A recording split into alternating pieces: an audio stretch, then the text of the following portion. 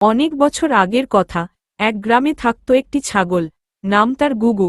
গুগু দেখতে যেমন মিষ্টি, তেমনি ছিল খুব বুদ্ধিমান।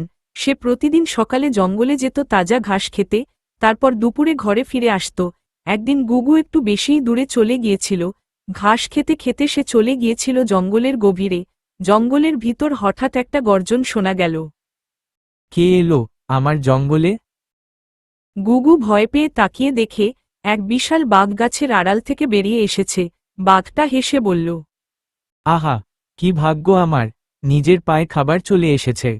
ছাগল গুগু ভয় পেলেও বুঝে গেল, ভয় পেলে আর রক্ষা নেই, ওর মাথা খাটাতে হবে। সে শান্তভাবে বলল, ওহ দাদা বাঘ, আপনি আমায় খেয়েই ফেলবেন বুঝলাম, কিন্তু তাতে আপনার খুব বড় ক্ষতি হবে। বাঘ অবাক হয়ে বলল, কেন, তোকে খেলে আমার কি ক্ষতি হবে? ছাগল চোখ বড় করে বলল, কারণ আমি আসলে রাজাদের এক গুপ্তচর। আমি শুনেছি এক রাজকুমারী এই জঙ্গলে লুকিয়ে আছে, সোনার টিকলি পরে। ওকে ধরলে রাজা এক গহনার থলে পুরস্কার দেবেন। আমি আজ সেই রাজকুমারীকেই খুঁজতে এসেছি।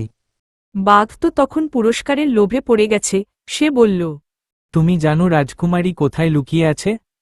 গুগু মাথা নেড়ে বলল, হ্যাঁ হ্যাঁ, আমি আপনাকে ওর লুকনোর জায়গা দেখিয়ে দিতে পারি, কিন্তু আমি ভয় পাচ্ছি আপনি যদি আমায় আগে খেয়ে ফেলেন। বাঘ হেসে বলল, না না, তুমি আমায় জায়গাটা দেখাও, রাজকুমারী ধরতে পারলে আমি তোমায় ছেড়ে দেব। ছাগল তখন বাঘকে জঙ্গলের এক পুরনো গুহার কাছে নিয়ে গেল।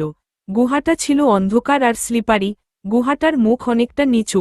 ছাগল বলল, রাজকুমারী এই গুহার ভিতরেই, তবে ভিতরে ঢুকতে হলে আপনাকে নিচু হয়ে যেতে হবে।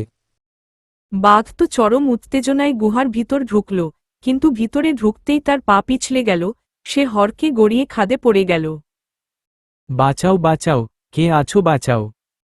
বাঘ চিৎকার করে উঠল। ছাগল গুগু হেসে হেসে দৌড়ে গ্রামে ফিরে এলো। সবাইকে সব বলল। তারা বলল, গুগু শুধু সাহসী না, সে খুব বুদ্ধিমানও। তোমার মতো চালাক হলে কেউ কোনো বিপদে পড়ে না।